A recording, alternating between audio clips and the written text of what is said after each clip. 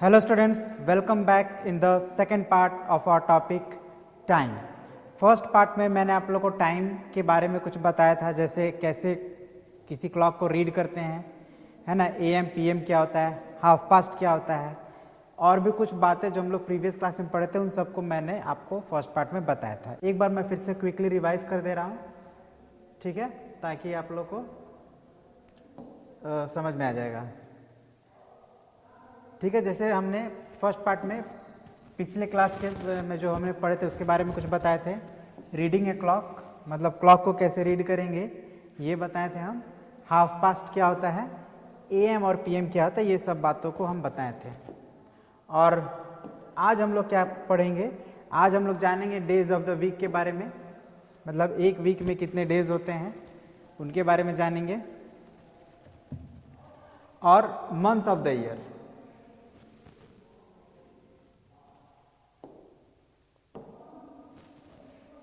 Months of the year means साल में कितने महीने होते हैं और कौन कौन से होते हैं ये जानेंगे हम लोग. और उसके साथ ही साथ रीडिंग ए कैलेंडर, कैलेंडर को कैसे रीड करेंगे ये जानेंगे हम लोग, है ना. और सीजन्स के बारे में भी जानेंगे, नया सीजन्स क्या होता है और साल में कितने सीजन्स होते हैं, मेन सीजन कौन कौन से होते हैं वो हम लोग इस पार्ट में कवर करेंगे. तो अभी जो हम लोग फर्स्ट पार्ट में पढ़े हैं उसको एक बार क्विकली मैं आप लोग को रिकैप करा दे रहा हूँ. ठीक है, अच्छा रहेगा आप लोग को वीडियो से, मतलब जो भी इसमें पढ़ेंगे उसको समझने में कठिनाई कम होगी.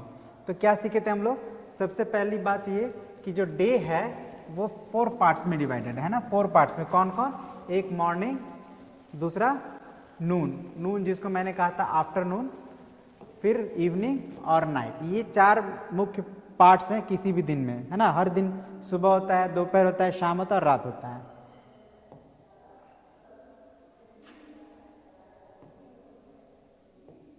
ओके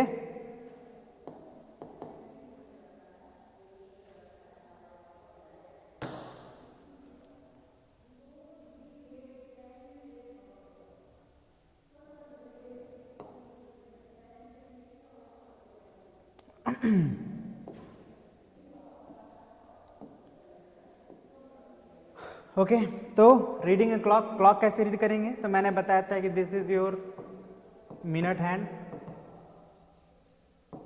है ना. और ये एक राउंड कंप्लीट करने में it takes 60 minutes means 1 hour. And this is your hour hand, और ये कितना समय लेता है, तो it takes 12 hours to complete 1 round. ये सारी बातों को हम फर्स्ट पार्ट में बता दिए थे आप लोगों को. और ये हाफ पास्ट के बारे में बताया था, इसको आप ध्यान में रखिएगा. हाफ पास्ट क्या होता है, तो when the minute hand is on 6, है ना, जैसे ये क्लॉक आप देख रहे हैं, तो जब ये मिनट हैंड 6 पर आ जाता है तो उसी को हम लोग हाफ पास्ट कहते हैं. और ये जो 30 मिनट्स के बराबर होता है ना, हाफ पास्ट जो होता है वो 30 मिनट्स के बराबर होता है. ओके, तो ये सारी बातें हम लोग फर्स्ट पार्ट में पढ़े हुए थे. तो अब हम लोग क्विकली AM और PM को भी समझ लेते हैं, क्योंकि ये बहुत इंपॉर्टेंट है. जब भी आप टाइम की बात करेंगे तो AM और PM तो आपको पता होना ही चाहिए, बहुत इंपॉर्टेंट है. इसके बिना आप टाइम जो है वो सही से बता नहीं पाएंगे. हो सकता है आपको बताना होगा सुबह का और बता देंगे शाम का. तो ये जानना बहुत ज़रूरी है कि AM क्या होता है. जैसे AM का फुल फॉर्म मैंने बताया था, होता है एंटी मेरिडियम. और ये AM जो समय होता है कब, between midnight and Noon, midnight और नून के बीच के टाइम को AM से हम लोग शो करते हैं. मिडनाइट मैंने बताया था 12 o'clock नाइट वाला मिडनाइट होता है, और 12 o'clock डे में जो बजता है वो नून का टाइम होता है. सिमिलर उसी तरह से जो PM जो होता है इसका फुल फॉर्म क्या होता है, तो पोस्ट मेरिडियम. और ये जो होता है उसका उल्टा, मतलब मिडनाइट नून से लेकर मिडनाइट के बीच के टाइम को हम लोग PM से शो करते हैं. ये सारी बातों को हम लोग प्रीवियस क्लास में पढ़े थे. अब हम लोग शुरू करते हैं आज का जो टॉपिक है जिसको हम लोग कवर करने वाले हैं. उसमें का पहला टॉपिक है days of the week. Week मतलब क्या होता है, तो there are 7 days in a week. पहले तो आपको ये बात जान लेना चाहिए, 7 डेज इन ए वीक.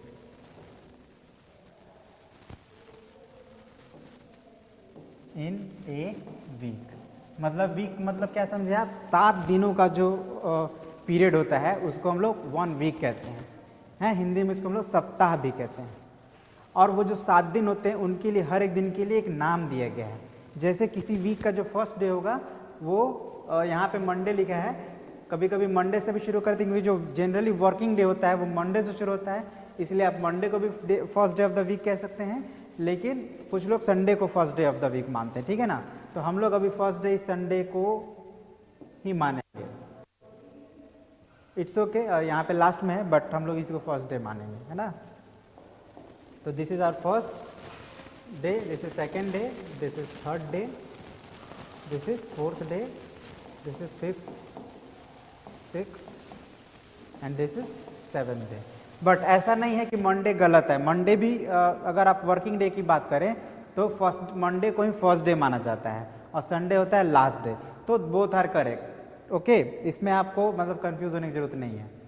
तो जैसे पहला डे को हम लोग बोलते हैं संडे, है ना, उसी तरह सेकेंड डे को मंडे बोलते हैं, थर्ड डे है तो उसको ट्यूसडे बोलते हैं, फिर फोर्थ डे को वेडनेसडे, फिर फिफ्थ डे को थर्सडे, सिक्स्थ को फ्राइडे, सेवेंथ को सैटरडे, और फिर सेवेंथ के बाद जो आएगा, फिर जो अगला दिन आएगा, फिर से यही साइकिल शुरू हो जाता है। मतलब सैटरडे के बाद फिर संडे आएगा, फिर मंडे आएगा, फिर ट्यूसडे, फिर वेडनेसडे, फिर थर्सडे, फ्राइडे, सैटरडे, फिर से संडे आ जाएगा, है ना। मतलब ये जो 7 डेज हैं रिपीट होते रहते हैं आपके, ओके। तो और यही 7 दिन होते हैं किसी भी एक वीक के। तो आपको क्या करना है, इन 7 डेज के नेम्स को याद रखना है और उसके स्पेलिंग्स को भी, ठीक है। तो जैसे कभी कभी स्पेलिंग्स याद करने में आपको दिक्कत होती है तो आप उसको 2 पार्ट में डिवाइड कर लीजिए। लाइक संडे के लिए SUN सन, DAY डे, मंडे के लिए MON मन, DAY डे, सिमिलर ट्यूसडे के लिए TUES DAY, थोड़ा बड़ा है तो उसको हम लोग और 2 पार्ट मतलब 3 पार्ट्स में डिवाइड कर लिए, TUES DAY। अगर आप ऐसे याद करेंगे आपको स्पेलिंग्स इजीली याद हो जाएंगे सभी डेज के।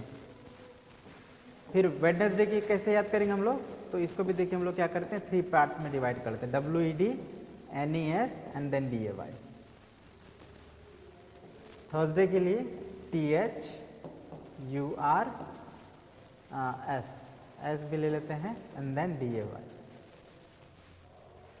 फ्राइडे के लिए FRI and DAY, and Saturday के लिए SATUR and then DAY, okay. आप देख रहे हैं जितने भी नेम ऑफ द डेज हैं उनके लास्ट में DAY आ रहा है, तो आपको बेसिकली ये तो आसानी से याद हो जाएगा। केवल शुरू का जो ये 3 या 4 लेटर्स हैं या 5 या 6 लेटर्स हैं वही आपको याद करना, ठीक है ना। तो ऐसे याद करेंगे आप आसानी से इन सभी जो 7 डेज हैं किसी वीक के, उनके नेम्स को और उनके स्पेलिंग्स को आप आसानी से याद कर लेंगे, ठीक है। तो ये आप जान लिए कि जो there are 7 days in a week which are Sunday, Monday, Tuesday, Wednesday, Thursday, Friday and Saturday. अब हम लोग मंथ्स ऑफ द ईयर के बारे में जान लेते हैं।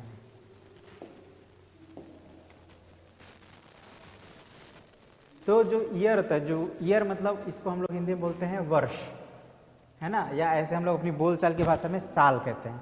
तो जो एक साल होता है उसमें कितने मंथ्स होते हैं, तो 12 मंथ्स होते हैं, ओके। यानी एक वर्ष में कितने महीने होंगे, 12 मंथ्स होंगे। कौन कौन से होंगे, तो आप देखिए लिखा है जनवरी, फरवरी, मार्च, अप्रैल, मई, जून, जुलाई, अगस्त, सितंबर, अक्टूबर, नवंबर एंड दिसंबर। ये 12 मंथ होते हैं हमारे जो ईयर होते हैं उसमें 12 मंथ्स होते हैं। अब ये जो 12 मंथ्स हैं आपको पहले तो इसको याद करना है, अपने कॉपी में आप लिख लेंगे, ऐसे हेडिंग देंगे मंथ्स ऑफ द ईयर, और फिर आप यहाँ लिख सकते हैं इसके बाद there are 12 months in a year, there are 12 months in a year. और उसके बाद आप ये सभी जो मंथ्स नेम है जनवरी से लेकर दिसंबर तक ये आपको लिख लेना है अपने कॉपी में, ठीक है ना। और उसके बाद इन सभी मंथ्स को याद भी कर लेना है। जनवरी के बाद फरवरी, फरवरी के बाद मार्च। कोई पूछे आपसे कि अभी कौन सा मंथ चल रहा है, तो जैसे अभी जनवरी चल रहा है, नेक्स्ट मंथ कौन सा होगा, फरवरी होगा, प्रीवियस मंथ कौन सा था, तो दिसंबर था, ठीक है। 3 महीने बाद कौन सा मंथ आएगा, तो लाइक मई आएगा। तो ये सब आपको याद रहना चाहिए। और जैसे कि मैंने बताया डेज ऑफ द वीक में स्पेलिंग भी याद करना है, तो यहाँ भी आपको स्पेलिंग याद करना है। तो इसके जो स्पेलिंग्स है थोड़े बड़े बड़े हैं, तो वो कैसे याद करेंगे, तो उसको भी हम लोग अगर उसी तरह से स्प्लिट कर लें, मतलब जो एक स्पेलिंग है उसको हम लोग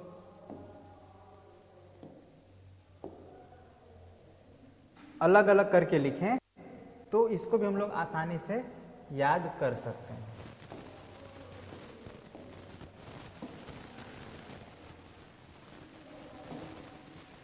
ठीक है, ये आपको लिख लेना है। और स्पेलिंग कैसे याद करेंगे थोड़ा एक बार ध्यान दीजिए।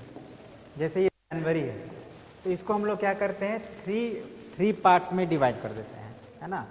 तो कैसे लिखते हैं, JANUARY, जनवरी। ठीक है, फिर सेकेंड हमारा फरवरी है, तो उसको हम लोग क्या करते लिखते हैं, FEBRUARY।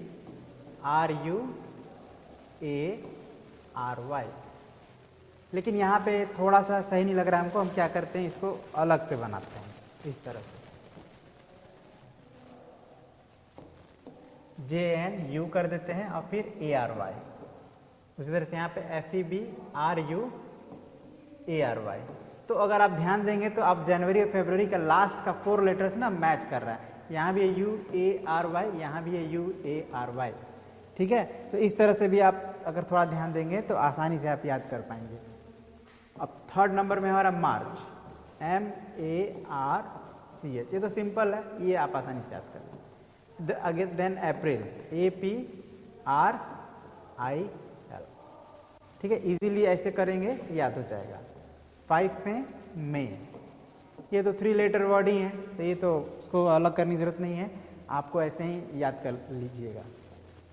और 6 जून, ये भी 4 लेटर है, ज़्यादा बड़ा नहीं है, बट हम इसको 2 पार्ट्स में कर देते हैं, JUNE। देन 7 जुलाई, ये भी 4 लेटर है, ये भी सिंपल है, JULY।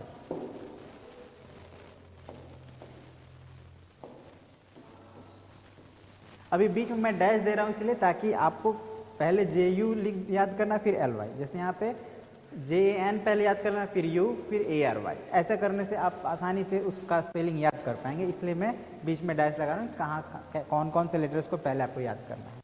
ठीक है, अब 8 है अगस्त, AUGUST, अगस्त, AUGUST। 5 टाइम्स रिपीट करिएगा, याद हो जाएगा, बहुत सिंपल है, ऐसे करके याद करने से। अब 9th मंथ कौन सा है हमारा, सितंबर है, तो ये थोड़ा लंबा है, तो इसको अच्छे से याद करना, SEPTEM एंड देन BER, सितंबर। ओके, अब 10th अक्टूबर, तो OCTO एंड देन BER। देख रहे हैं ना, यहाँ भी आपका लास्ट में BER है, यहाँ भी लास्ट में BER है। अगेन 11 NOVEMBER, देखिए इसमें भी आगे लास्ट में BER। And the last month 12, that is December, DECEMBER। Okay, तो अगर आप इस तरह से स्प्लिट करके मतलब 2 या 2 से 3 भाग में डिवाइड करके उसके स्पेलिंग्स को जब आप याद करेंगे तो आपको याद करना काफ़ी इजी हो जाएगा। ज़्यादातर बच्चे नहीं याद कर पाते क्योंकि ये थोड़ा स्पेलिंग जो है इसमें काफ़ी सारे लेटर्स हैं, जैसे जनवरी में 7 लेटर्स है, 8 लेटर्स है, 9 लेटर्स है ना, 8 लेटर्स से लेकर 9 लेटर्स तक के वर्ड हैं, लंबे लंबे वर्ड हैं, तो इसलिए आप नहीं याद कर पाते हैं। तो इसीलिए मैंने इस तरह से किया है ताकि आप उसको आसानी से याद कर लेंगे। ओके, और आपको क्या याद रखना है कि that there are 12 months in a year, और उन मंथ्स के नेम याद रखने हैं और उनके स्पेलिंग्स याद रखने हैं। ठीक है, अब हमारा नेक्स्ट जो भी हमने पढ़ा उससे कुछ इंपॉर्टेंट पॉइंट्स को मैंने यहाँ पे लिस्ट आउट किया हुआ है। ठीक है ना, जो इंपॉर्टेंट बातें जो हमें जानना ज़रूरी है टाइम से रिलेटेड, है ना, डेज मंथ्स ईयर से रिलेटेड जो बातें हैं वो मैंने यहाँ पे लिख दिया है, आप इनको याद कर लेंगे, है ना। जैसे पहला बात क्या है, there are 365 days in a year. क्या मतलब हुआ कि कोई भी एक ईयर है, कोई भी एक वर्ष है या कोई भी एक साल है, उसमें कितने डेज होते हैं, तो 365 डेज होते हैं। ठीक है ना, 365 डेज टोटल, जितने जो भी हमारे पास जनवरी से लेकर दिसंबर तक जितने भी मंथ्स हैं उसमें उन सभी डेज को मिला लें तो 365 डेज होंगे। नेक्स्ट क्वेश्चन नंबर 2 में, a leap year has 366 days. मतलब जो नॉर्मल ईयर है उसमें 365 डेज होंगे, लेकिन हर 4 ईयर्स के बाद एक ईयर आता है जिसको हम लोग लीप ईयर कहते हैं। इस लीप ईयर में 366 डेज होते हैं। ठीक है ना, ये बात को आपको याद रखना है। कोई भी लीप ईयर है तो उसमें एक डेज एक्स्ट्रा होगा, इसीलिए उसको लीप ईयर कहते हैं, है ना। अब ये लीप ईयर कब आता है, तो कम्स वंस, एक बार आता है, इन एवरी 4 ईयर्स, हर 4 साल में एक बार आता है। ठीक है ना, 4 साल में एक साल जो होगा वो लीप ईयर होगा। ये बात आपको याद रखना है। और ये अभी मैंने आपको बताया था, there are 12 months in a year, किसी भी एक साल में 12 महीने होते हैं, ये आप जानते हैं, ये भी आपको याद रखना है। Again, some months have 30 days while some have 31। कुछ ऐसे मंथ्स होते हैं जिसमें 30 डेज होते हैं, लेकिन कुछ मंथ्स होते हैं जिनमें 31 डेज होते हैं। मतलब सभी जो मंथ्स हैं उनमें नंबर ऑफ डेज सेम नहीं होते हैं, है ना। ज़्यादातर या तो 30 डेज होगा या 31 डेज। लेकिन एक ऐसा मंथ है फरवरी, ध्यान दीजिएगा, फरवरी एक ऐसा मंथ है जिसमें सिर्फ 28 डेज होते हैं, है ना। लेकिन 29 डेज हो जाते हैं अगर वो ईयर लीप होता है तो। अब हमने कहा ना कि लीप ईयर में एक डेज ज़्यादा होता है, तो वो एक डेज किस में ज़्यादा होता है, कौन से मंथ में, फरवरी में होगा, है ना। 28 से 29 डेज हो जाएगा जब भी कोई लीप ईयर होगा तो। ठीक है ना, तो ये सारी बातों को अगर आप याद कर लेते हैं तो आपको ईयर को और डे को समझना, उसका हिसाब रखना आपके लिए बड़ा इजी हो जाएगा। तो आप इन बातों को हमेशा याद रखें। एक बात अभी जो मैंने आप लोग को बताना भूल गया था, उसको भी मैं बता देता हूँ आप लोग को। जैसे यहाँ पे मैंने ये तो बता दिया आप लोग को कि ये मंथ नेम है और उनको ऐसे उनका स्पेलिंग याद करेंगे, लेकिन मंथ में कितने डेज होंगे ये मैंने आप लोग को नहीं बताया था, तो उसको हम लोग एक बार देख लेते हैं।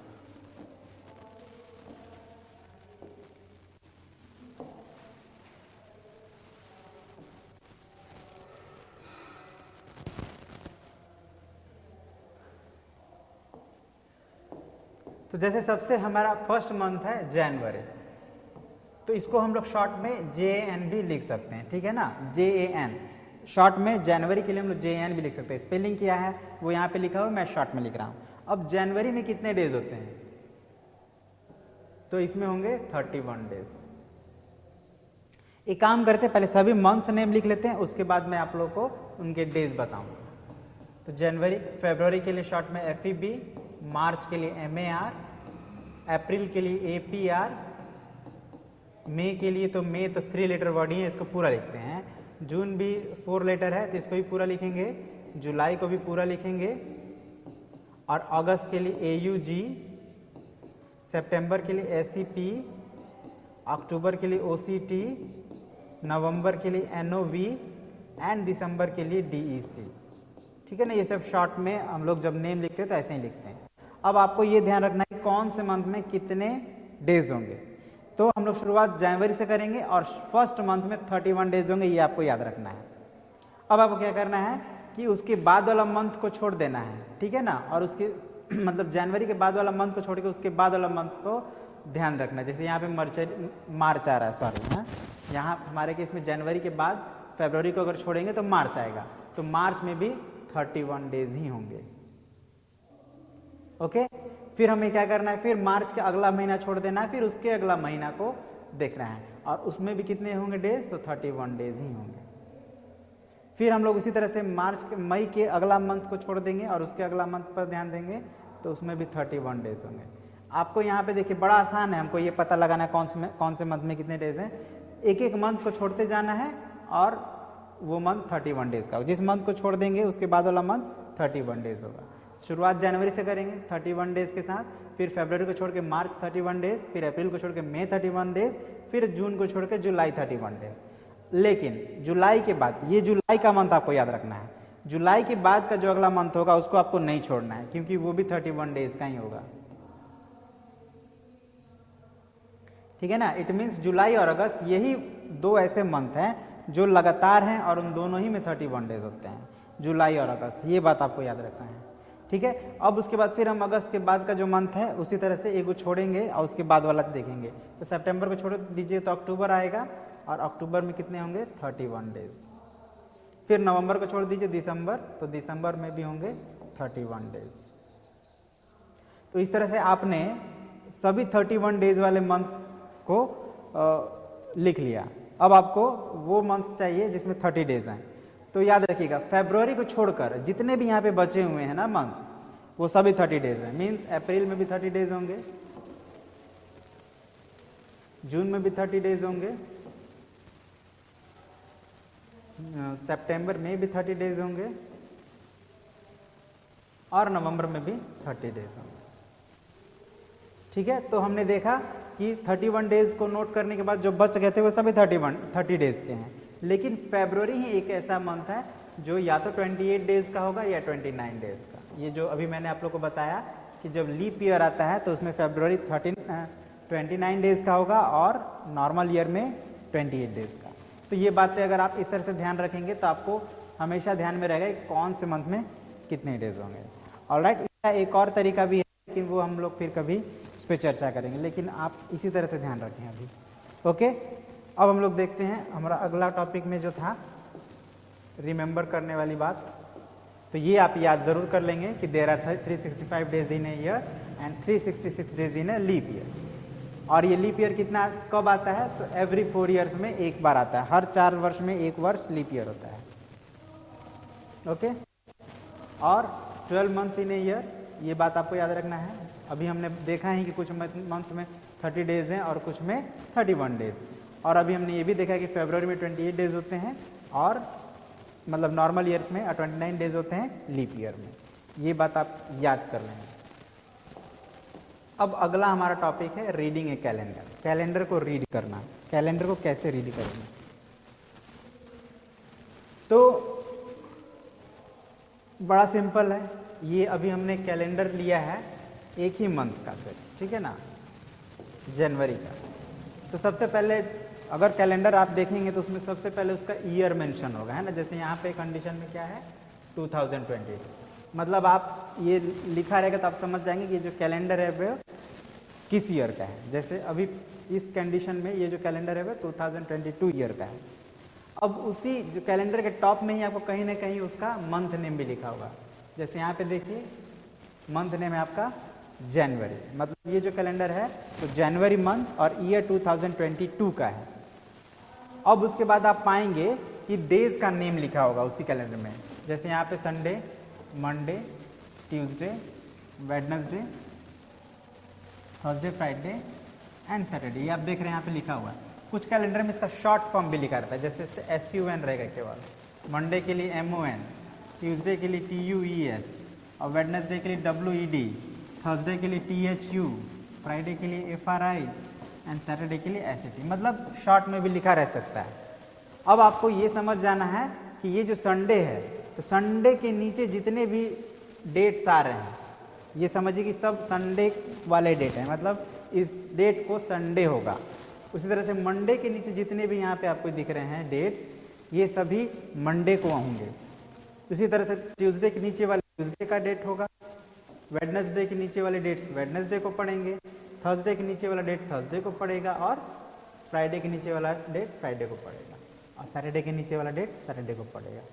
अब आपसे अगर कोई पूछा जाए कि बताइए कि 26 जनवरी किस डे को पड़ रहा है, when is in which day 26 January, मतलब 26 January is on which day, sorry, हाँ हम लोग कैसे पूछ सकते हैं, tell me that 26 January is on which day, 26 जनवरी किस दिन को पड़ेगा। तो आप देखिए 26 जनवरी किस कॉलम में है, वेडनेसडे। तो आप इस कैलेंडर को देख के बता देंगे कि 26 जनवरी जो है वो वेडनेसडे को पड़ेगा। अगर आपसे पूछें कि जनवरी के मंथ में संडे कौन कौन से डेट में संडे है ना, कितने संडे हैं, तो आप देखिए संडे वाले कॉलम्स में कितने आ रहे हैं नंबर्स, 1 2 3 4 5 5 नंबर्स आ रहे हैं। It means there are 5 Sundays in this month. Okay, तो इस तरह से और भी बहुत सारे क्वेश्चंस हम लोग इस कैलेंडर को देख के हम लोग आसानी से बता सकते हैं। बहुत ही सिंपल होता है कैलेंडर को रीड करना, कोई मुश्किल नहीं है। अब हम लोग का आ गया लास्ट टॉपिक इस चैप्टर का, है ना। इस टॉपिक का जो हम लोग टाइम पढ़ रहे हैं उसका ये लास्ट टॉपिक है, सीजन ऑफ द ईयर। तो सीजन 4 होते हैं, 5, 6 भी हो सकते हैं, लेकिन मेनली जो सीजन होते हैं वो 3 ही होते हैं, ठीक है ना। अभी मतलब जैसे मैंने कहा 4 भी हो सकते हैं, 5 भी हो सकते हैं, अभी मैं उस पर बात नहीं करूँगा, लेकिन मेनली जो सीज़न होते हैं ये 3 सीज़न ही होते हैं। स्पेशली हमारे कंट्री में ये मेनली 3 ही सीज़न होते हैं। अब पहला जैसे आप देख रहे हैं समर, तो समर कब होता है? तो समर वो सीज़न होता है जिस समय धूप खूब निकलता है ना, गर्मी खूब पड़ता है, लोगों को गर्मी का ज़्यादा अनुभव होता है। तो वो सीज़न जिसमें धूप पूरा निकलता है, गर्मी होता है, कभी कभी ज़रूरत से ज़्यादा भी गर्मी पड़ता है, गर्म गर्म हवाएं बहती हैं, तो ऐसे सीजन्स को हम लोग समर सीज़न कहते हैं। और ये जो सीज़न होता है इट इज़ अराउंड 4 मंथ्स का होता है। मतलब समझ लीजिए आप मार्च से या अप्रैल से शुरू होता है, अप्रैल मई जून जुलाई, ये ऑलमोस्ट मार्च से जुलाई के बीच में, मतलब 4 मंथ्स ऑलमोस्ट रहता है। ये एग्जैक्टली 4 मंथ नहीं, ऐसा नहीं है कि मैंने कहा अप्रैल से होता है और जुलाई एंड हो जाता है, ऐसा नहीं है, हैं। उसी के आसपास में, मतलब अप्रैल के आसपास शुरू होता है और जुलाई के आसपास तक रहता है ये समर सीजन, ठीक है। 4 सीजन मतलब 4 मंथ्स का ये ऑलमोस्ट सीजन रहता है। फिर जब समर सीजन का एंड होता है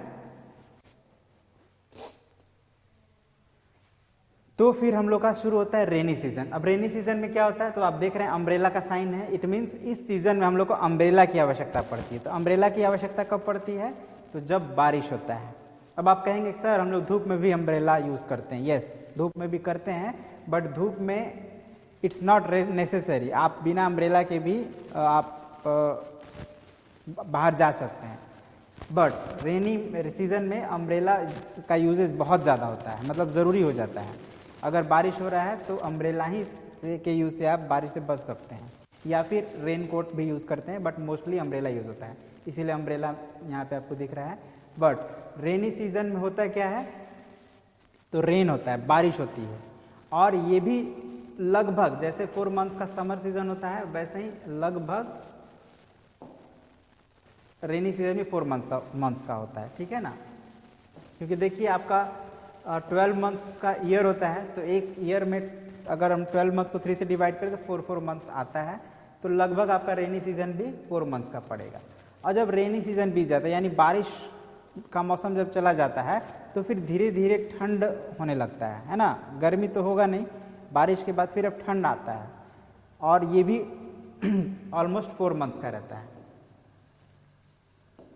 जैसे अभी को जो सीज़न चल रहा है आप देख सकते हैं, मैंने ये जैकेट पहना हुआ है, टोपी लगाया हुआ है, अंदर भी स्वेटर है। तो ये जो मंथ है वो विंटर, ये जो सीज़न है सॉरी, वो विंटर का सीज़न चल रहा है। और ये विंटर सीज़न जो मुख्यतः ये भी 4 मंथ्स के होते हैं, जिनमें December and January are the most coldest month of a year, ठीक है ना। कौन कौन सा? December and January, these 2 months are most coldest month. उसी तरह से रेनी कौन कौन सा होगा, तो August September are most rainy season. ऐसे इसके पहले वाले मंथ्स में भी बारिश होती हैं, बट ये 2 मंथ्स में सबसे ज़्यादा बारिश होती है। सिमिलरली समर का जो सीज़न है वो ज़्यादातर मई और जून में होता है, बहुत सीवियर, मतलब ये 2 महीने में बहुत गर्मी होती है ना। अब बाकी जो 2 महीने उसमें थोड़ा कम गर्मी होती है ना, बट वो भी समर सीजन्स में ही इंक्लूडेड होता है। अब आप देखेंगे कि कुछ ऐसे फेस्टिवल्स हैं जो पर्टिकुलर सीजन में ही आता है। जैसे समर सीजन में कौन कौन सा फेस्टिवल्स आता है, तो आपको अगर ध्यान दें तो समर सीजन में जो आपका फेस्टिवल है लाइक इंडिपेंडेंस डे है, नेशनल फेस्टिवल, वो समर सीजन में आता है। और ये कौन से मंथ में आता है? अगस्त में। और अगस्त हम लोग का कौन सा पड़ता है? रेनी में। इट मीन्स इंडिपेंडेंस डे जो है वो एक्चुअली रेनी सीजन में आता है। उसी तरह से क्रिसमस डे अभी कुछ दिन पहले बीता है, वो कब पड़ता है? तो विंटर सीजन में पड़ता है। चिल्ड्रंस डे कब आता है? तो चिल्ड्रंस डे भी आपका विंटर सीजन में ही आता है। रिपब्लिक डे अभी जनवरी में आएगा, वो भी आपका विंटर सीजन में ही आएगा। यानी समर सीजन में बहुत कम फेस्टिवल्स होते हैं, ज़्यादातर जो फेस्टिवल्स है वो हमारे या तो रेनी सीजन में होते हैं या विंटर सीजन में। ओके, तो ये सारी बातें हैं जो आपको इस टॉपिक में मुझे बताना था, विच आई हैव ऑलरेडी एक्सप्लेन्ड। अब कुछ क्वेश्चंस हैं, अगर आपको पूछा जाए तो आप कैसे उसका आंसर देंगे, उस पर थोड़ा हम लोग डिस्कशन कर लेते हैं। Right, suppose today is Monday, है ना, आज यहाँ एक क्वेश्चन है, इफ टुडे इज थर्सडे,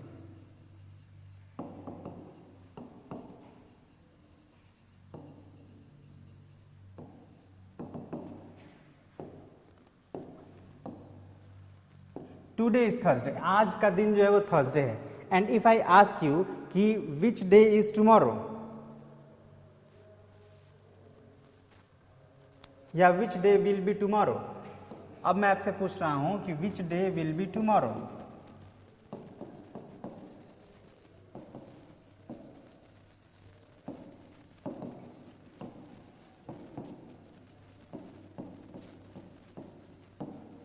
तो आपका आंसर क्या होगा? उसी तरह से मैं पूछूं कि which day was yesterday, which day was yesterday. या मैं ये भी पूछ सकता हूं which day was day before yesterday, which day was day before yesterday. तो आप इसका आंसर क्या देंगे, समझिएगा। पहला क्वेश्चन है विच डे विल बी, मतलब कल जो होगा वो कौन सा दिन होगा।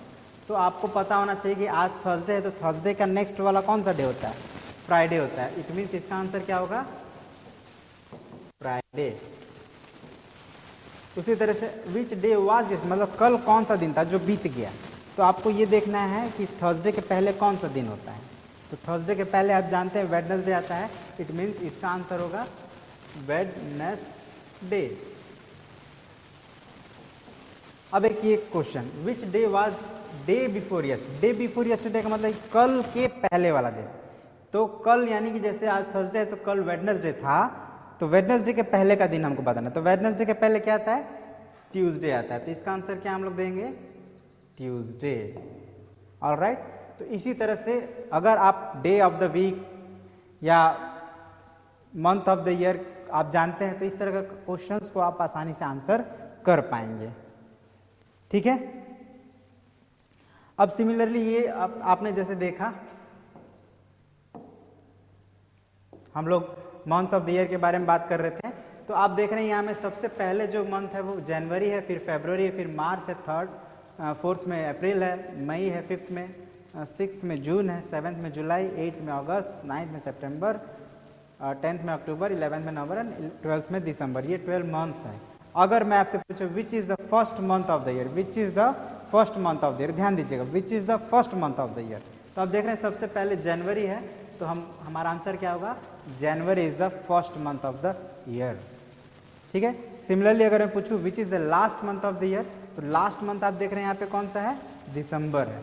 तो आपका आंसर होगा December is the last month of the year. अब इसी तरह से हम पूछ सकते हैं विच मंथ कम आफ्टर मई, मई के बाद कौन सा महीना आता है? तो आप कहेंगे जून कम्स आफ्टर मई। सिमिलरली और भी क्वेश्चंस हैं जो आप कर पाएंगे, जैसा अभी मैंने आपको बताया उस हिसाब से। ठीक है। तो सिंपल क्वेश्चंस है, ऑलमोस्ट मैंने आप लोगों को बता दिया है। तो बुक में कुछ क्वेश्चंस है उनको आप सॉल्व कर लें और इसी के साथ आपका ये जो टॉपिक है वो कंप्लीट हो जाता है। और जैसा कि मैंने बताया था कि आप ये बातों को याद रखेंगे, है ना, ये याद रखना बहुत ज़रूरी है। तो आई होप मैंने जो भी आप लोगों को एक्सप्लेन किया इस टॉपिक टाइम से रिलेटेड आपको समझ में आ गया होगा। तो दैट्स ऑल फॉर टुडे। मिलते हैं अगले टॉपिक में, अगले वीडियो में।